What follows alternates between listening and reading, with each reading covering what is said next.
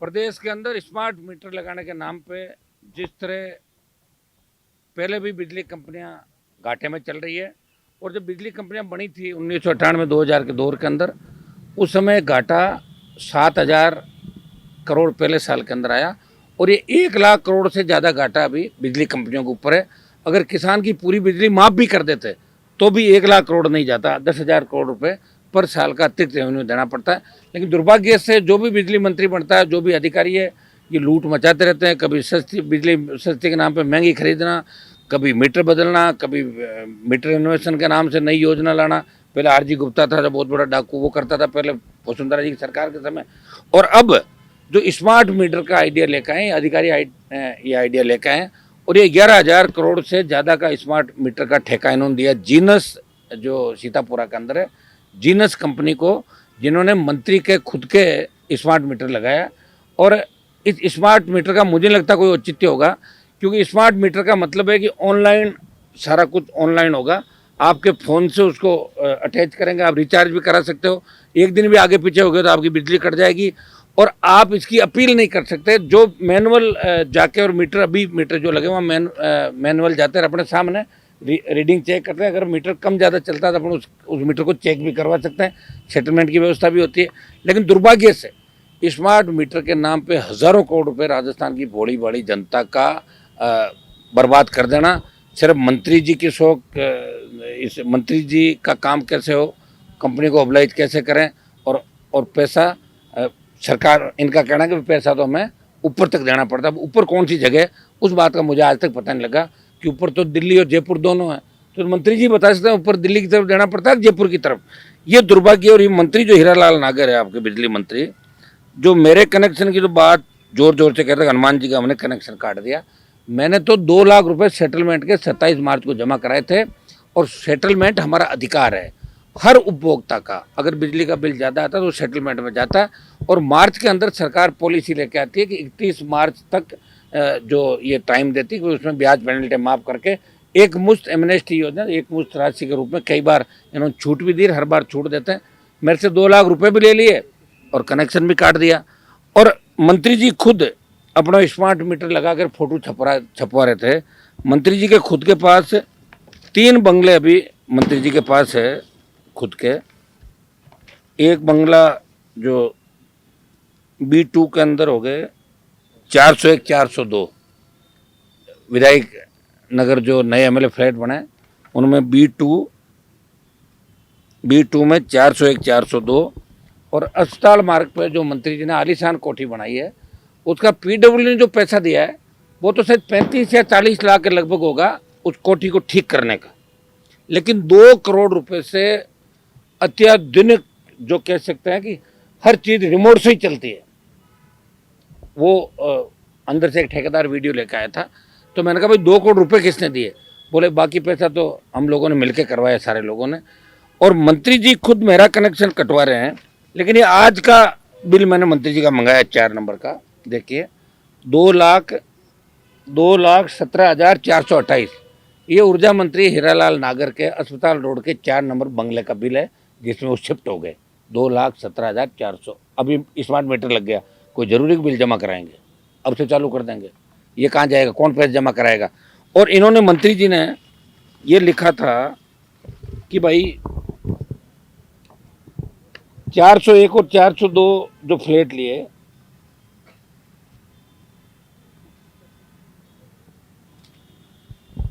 ये मैंने आपको बता दिया। मंत्री जी ने भेजा इसको, ये बंगले का बिल सरकारी खजाने से भरने के लिए भेजा। तो वहां ट्रेजरी ने क्या कहा? ट्रेजरी ने ऑब्जेक्शन किया कि एक व्यक्ति का एक ही बिल सरकार भरती है। आप देखो, खुद ऊर्जा मंत्री आखंड भ्रष्टाचार में डूबा हुआ। ये तो तीनों बिल सरकार से भराना चाहता है। अभी 2 बंगले उनके बिल भी बाकी है, भरा कि नहीं भरा। लेकिन इसका मैंने जो बताया ऊर्जा मंत्री का, ये आज का बकाया बिल है। और ये 11,000 करोड़ का जो जीनस कंपनी का, इसमें कम से कम बड़ा परसेंटेज मिनिस्टर का एक इनका सिस्टम होता है। हम तो कभी सिस्टम में रहे नहीं, और शायद कभी सिस्टम में रहेंगे तो भ्रष्टाचार जड़ से खत्म हो जाएगा। लेकिन सिस्टम ये देखा कि अपने आप ही इंजीनियरों से लेके, चीफ से लेके, एमडी से लेके, सीएमडी से लेके, मंत्री से लेके, मुख्यमंत्री दिल्ली तक ये जाता है, दिल्ली की योजना दिल्ली तक, यहाँ की हो तो यहाँ तक। तो इसमें 2 से 5% कमीशन बता रहे हैं। अगर 2% मंत्री के पास जाता है 11,000 करोड़ का, तो 2% कितना हुआ भाई बताओ? 220 220 करोड़ रुपए तो 2% से जा रहा है ईमानदारी का उनके पास। तो 5% अगर लिया जब चला गया 1,000 करोड़, 7 पुश्त न्याल हो गई इसकी। पहले क्रेशर से काम चला रहा था, अब पूरा बिजली महकमा मिल गया राजस्थान के अंदर, उसको आराम से लूटो खाओ। एक बिजली विभाग के अंदर एक चीज़ और होती है, कोई किसी तरह का रिकॉर्ड इनके पास नहीं रहता। जैसे थाने में रोजनामचा होता है, उसको अब तो ऑनलाइन का सीट, पहले रोजनामचे पुराने थानेदार फाड़ देते थे और नहीं लिख देते जब कोई दिक्कत होती। थाने की रोज की गतिविधि रोजनामचे में लिखी जाती है। ये नया ट्रांसफार्मर किसको देते हैं, पुराना कहाँ से लाते हैं, चोरी करवाते हैं, उनको ही लाते हैं। और ये जो 11,000 करोड़ रुपए का काम इन्होंने किया सरकार ने, इस काम से ये चाहते तो बिजली की छिद्यत रोक सकते थे, नए जीएसएस खोल सकते थे, पूरी बिजली दे सकते थे 6 घंटा 7 घंटा, ट्रिपिंग जो आ रही है उसको कम कर सकते थे। और आज राजस्थान सोलर और विंड के बाद नंबर 1 की ओर बढ़ रहा है। हर जगह सोलर विंड देख रहे हो। और हमारी जो थर्मल इकाइयाँ हैं वो भी अच्छा बिजली का उत्पादन कर रही है। हम 1-2 साल बाद अगर ईमानदारी से सरकार काम करे तो हम बिजली निर्यात करने की स्थिति के अंदर है। लेकिन मंत्री जी अपने 7 पीढ़ियों का जो मरोड़ है वो सारी की सारी निकाल लेंगे। पहली बार मौका मिला है, शायद सेकंड बार एमएलए रहे होंगे। और खियूसर का जो हमारा एमएलए है उसको लोगों ने कहा भाई आप बिल क्यों नहीं भरे एमएलए साहब? तो उसने कहा मैं बिल नहीं भरूंगा। मंत्री जी ने मुझे कहा है कि आप तो जीत गए और हनुमान जी हार गए, तो आप ऐसा करो मैं खुद ही नहीं भर रहा हूँ, तो ये बिल देखो, इसका एक भाई रामेश्वर बीजाराम कनेक्शन पीडीसी करा देना, मतलब 25-300 पीडीसी करा के नया कनेक्शन उसी कैंपस में लेना। फिर इसका दूसरा भाई आ गया रामेश्वर, इसी रामेश्वर ने 28,751 पीडीसी, तीसरा उसी ढाणी के अंदर। कायदे से पीडीसी कराने के बाद उस कैंपस में जब तक कोई क्लियर नहीं हो नया कनेक्शन नहीं दे सकते। उसी नाम से दोबारा कनेक्शन? हाँ उसी नाम से सारे। अब देखिए 2 ये हो गए, एक इसका भाई छोटा माणक हो गया, इसने भी पीडीसी करा लिया। फिर नया ले स्कूल के अंदर, फिर एमएलए खुद हो गया, इसने ये इसका खाता नंबर है रेवंत राम बिंजाराम 14,300 पीडीसी।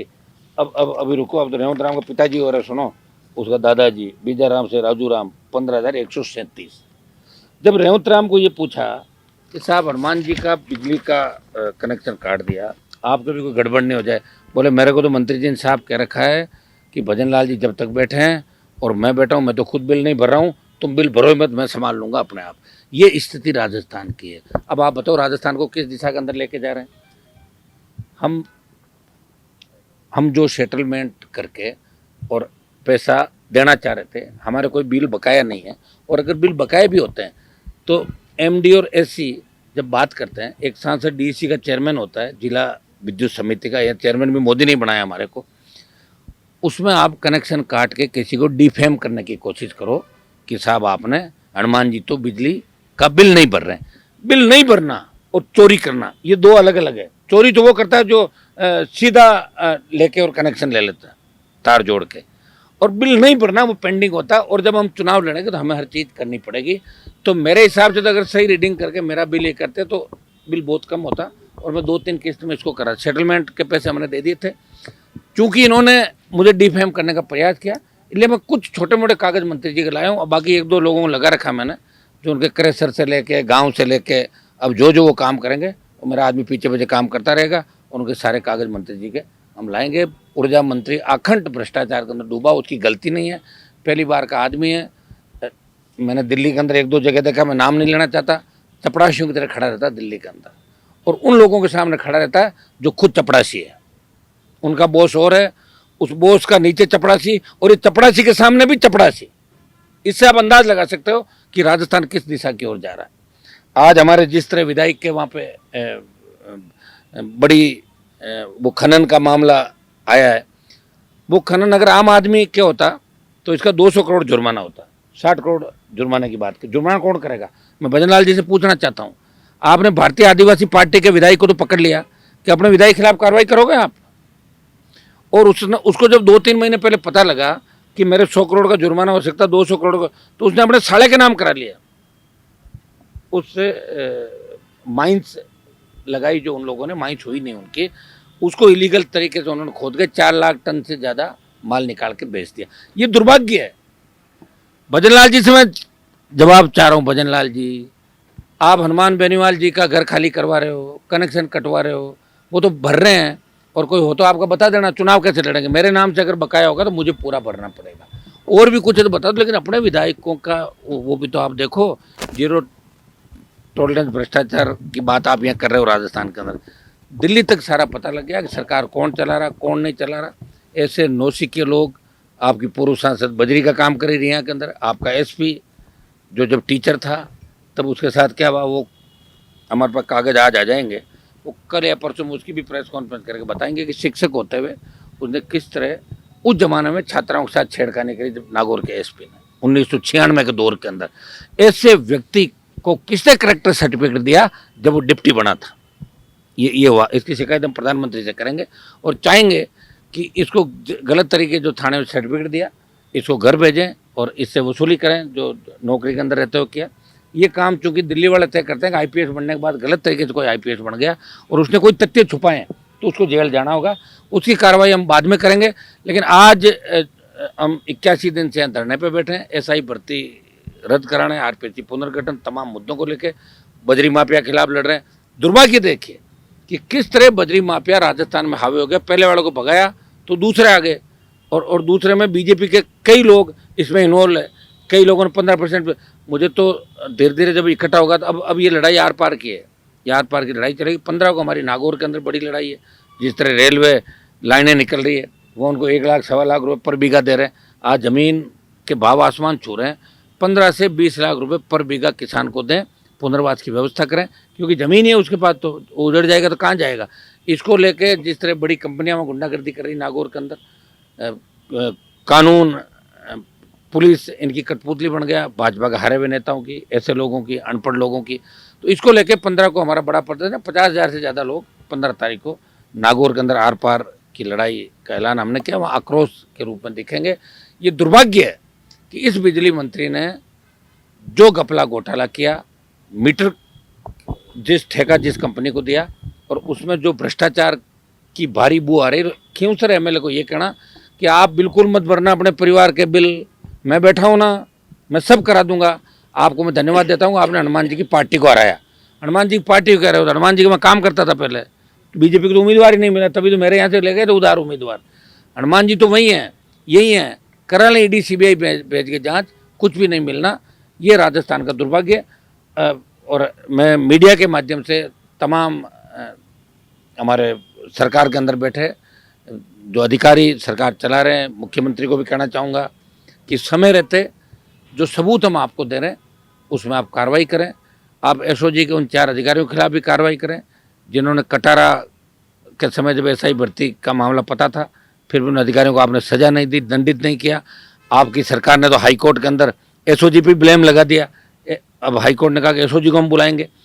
हाईकोर्ट के अंदर जब सुनवाई पूरी हो जाएगी और उसमें अगर फैसला हमारे पक्ष में आता है तो हम दूसरा रास्ता अपनाएंगे, और फैसला अगर विपक्ष में आता है तो दिल्ली कूच का ऐलान हमारा होगा। अब की बार जो लोकसभा का सत्र चलेगा वो गर्मा गर्म होगा। जंतर मंतर पे भी धरने चलेंगे राजस्थान को लेकर, लंबित मुद्दों को लेकर। तमाम जो यहाँ के मंत्री जिस तरह भारी भ्रष्टाचार कर रहे हैं, कुछ आपके जल शक्ति जो यहाँ के जल संसाधन मंत्री और दूसरे मंत्री हैं, उनके भी कागज हमारे पास आ रहे हैं। समय समय पे हम इन भ्रष्टाचारियों की रोज़ आपके सामने पोल खोलते रहेंगे, और आप लोग लोकतंत्र का चौथा स्तंभ हो। आप सब मिलके और हम सब मिलके इस राजस्थान को बचाएंगे, नहीं तो ये राजस्थान को डुबो देंगे, कभी स्मार्ट मीटर के नाम पे, तो कभी कोई दूसरे नाम पे, और कभी रीको के उस आदेश के नाम से, जिसमें कह रहे हैं कोई ज़मीन रखो ही मत, दे दो सरकारी ज़मीन सारी सारी हमें अलॉट कर दो और हम उसको फिर बेच के खा जाएं। तो इस तरह के जो तुगलकशाही आदेश निकल रहे हैं। एक ये देखिए हमारे विधायक ने इस गोल फसल बता एजेंटों ई मित्र संचालकों ने स्वीकृत कराया क्लेम, विधायक पुत्र शामिल। ये इसका लड़का 6 करोड़ रुपए उठा लिए, बताओ 6 करोड़। हाँ, ये आज की खबर है। ये इस तो मैं भजनलाल जी से और इनके बीजेपी वालों से पूछना चाहता हूँ, ये कह रहे हैं ना कि हम तो भ्रष्टाचार के बहुत खिलाफ है, उखाड़ फेंक देंगे भ्रष्टाचार। तो क्या सिर्फ कांग्रेस के भ्रष्टाचारियों की मदद कर रहे हो, या बीजेपी के अंदर जो भ्रष्टाचारी बैठे हैं उनका भी कुछ आप लोग करोगे? ये मेरा सरकार से सवाल है। कल एसआई भर्ती पे जो है फिर से सुनवाई जो है जारी है अभी, चयनित अभ्यर्थी है उनकी बात सुन रहे हैं और कोर्ट ने भी जो है कई बार जो है कई टिप्पणी की है, तो कड़ी क्या कहें? सरकार के खिलाफ सख्त टिप्पणी की। भजन लाल जी को पंगु बताया कोर्ट ने, आप पंगु हो, आपकी सरकार पंगु है, आप कभी कुछ जवाब देते हो, कभी तो कहते हो भर्ती रद्द नहीं करनी चाहिए, उप समिति कह रही है, और कभी कहते हो जल्दबाजी होगी, जांच हो रही है। तो आप कितने टाइम जांच लोगे?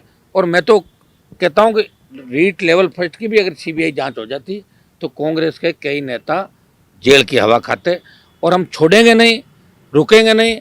आप देख लो 80 दिन से तो गर्मी बरसात सब यहाँ पे आई आपके सामने बैठे हुए हैं, और पूरी ताकत के साथ लड़ेंगे, और दिल्ली कूच भी हम करेंगे। लेकिन एक बार हाई कोर्ट के फैसले का हम इंतजार कर रहे हैं कि कोर्ट क्या फैसला करता है। हाई कोर्ट की फटकार के बाद और सरकार जिस तरह मतलब बैकफुट पे आ गई, हमें लगता है कि अगर जो पूरी नोट शीट अगर हाई कोर्ट के सामने आ गई जिसमें भर्ती रद्द करने की सिफारिश उप समिति, PHQ, SOG और AG ने की है, तो अपने आप ही भर्ती रद्द हो जाएगी। सर एक व्हाट्सएप चैट वायरल हो रही है रिया बड़ी में जो हिंसा हुई थी उसको लेकर। हाँ, वो गलत तरीके से ना ना ना ना ना ऐसा है कि वो पुलिस का कप्तान है, जो वहाँ का कप्तान के कागज हमारे पास आ गए, और कल कप्तान के कागज हम सार्वजनिक करेंगे कि किस तरह एक शिक्षक रहते हुए उन्होंने, सुनिए मेरे पास, गहलोत साहब को छोड़ो, पहले इस पे तो वो तो खाली बैठे हैं गहलोत साहब। मैं कह रहा हूँ कि पुलिस कप्तान बजरी के मामले में लिप्त है, और पुलिस कप्तान ने ये कहानी रची। अगर कोई एक व्यक्ति किसी से चैट कर रहा है और वो वहाँ है ही नहीं, तो उसकी चैट से क्या हो गया? लोग तो हमारे पे भी आरोप लगाते हैं, लाओ तो सही तथ्य है। एक व्यक्ति की, रिया के अंदर जो लोग थे उन पे गाड़ी चढ़ा के उनको मारने का प्रयास किया, और जब मैं वहाँ गया तो 20,000 संख्या थी। उस दिन राजस्थान सरकार ने हमसे बात करी कि बजरी का सर्वे होने के बाद, जब सर्वे की रिपोर्ट आएगी उसके बाद बजरी परिवहन कराएंगे। तो ऐसी क्या आवश्यकता पड़ गई कि सेकेंड डे ही बजरी का परिवहन चालू कर दिया? गांव के लोग ओरण गोचर और उस नदी को बचाना चाहते थे, और हम लोग भी इसी। आप सरकार चंद लोगों को फायदा देने के लिए गरीबों को उजाड़ थोड़ी सकती है। रिया का जो मामला, बिल्कुल माफियाओं ने मिलकर जिस तरह वहाँ फायरिंग की टिल्लों के सामने खड़े, उनके वीडियो है। हाँ, उससे पुलिस ये मोड़ देना चाहती है कि साहब सारा काम माफिया सही तरीके से करा, और पुलिस ने अपनी मौजूदगी में गाड़ियाँ चढ़वाई। ये सारा दूध का दूध और पानी का पानी हो गया। हम DGP इसमें मिला था, और DGP ने जो मुकदमे दर्ज हुए उनकी जांच के आदेश भी कर दिए। नए सिरे से टीम बन के जांच करेगी, जांच में सारे तथ्य आएंगे। रिया का कोई भी व्यक्ति आपको वहाँ किसी अपराध में शामिल होना नहीं पाया जाएगा, जहाँ तक मैंने छानबीन की है। सर, आपके बंगले और फ्लैट को खाली करने को लेकर विवाद जारी है। काफी और बीजेपी के नेता हैं जिनके पास भी इस तरह के, वो तो मैं फिर आज तो अब ज़्यादा हो जाएगा ना सारा, वो लाए हूँ ना सारी की सारी सूची। BJP के नेता, कांग्रेस के नेता, और 5-6 तो प्रमुख नेता ही हो गए आपके भाई, सचिन पायलट, गोविंद डोटासरा, अशोक गहलोत, वसुंधरा राजे, ये सब विधानसभा पूल में लिए। इनके मकान GAD में थे, उनको विधानसभा पूल में लिए, और इनको एक तीसरे अपने थे, चौथे, मैं 4 नाम बताऊंगा बड़े बड़े आपको, बाकी तो क्या लंबी चौड़ी लिस्ट है, इसमें समय लग जाएगा। एक बंगला और है आपका प्रताप भील, उसके नाम से अलॉट कराया, बड़ा बंगला है, बड़े बंगले जो GAD के अंडर में। तो ये प्रताप भील का बंगला सजा के और BJP किसी बड़े नेता को देंगे, और एक हमारे राजेंद्र पारिक जी को दिया, और एक नरेंद्र बुटानिया। देखिए, ये बंगले देके सचिन पायलट, गहलोत और डोटासरा, इनको बड़े बंगले देके एक तरीके से सुरक्षा और बंगले देके इनको ये कहा कि भाई आपको सब आपकी व्यवस्थाएं मिल जाएगी, आप तो शांत रहो, इसी बात का आपको इनाम है। और ये इनाम दिया, और ये तो इनाम दे रहे हैं। मैं तो मकान खाली, मेरे मकान में कौन रहता है? मैं तो सड़क पर रहने वाला आदमी हूँ। बच्चे तो मेरे नागौर पढ़ रहे हैं, वहाँ की बिजली काट दी, मैं जनरेटर चला रहा हूँ। मैं राजस्थान उच्च न्यायालय के अंदर जाऊँगा कल, उसके बाद सारा दूध का दूध पानी का पानी हो गया। ये मेरा प्रिविलेज है, मेरा सरकारी दफ्तर उस घर के अंदर है। मैं तो सरकारी दफ्तर नहीं लिया, नहीं मेरे पास PA है, न सरकारी दफ्तर में, तो सरकार का कितना पैसा बचा रहा हूँ। इसके अंदर भी इनके खिलाफ कड़ी कार्रवाई करेंगे। और अब इस सरकार के मुखिया और उनके आसपास के लोग और मंत्रियों के खिलाफ हम रोज मोर्चा खोलेंगे और इनके भ्रष्टाचार की पोल खोलेंगे।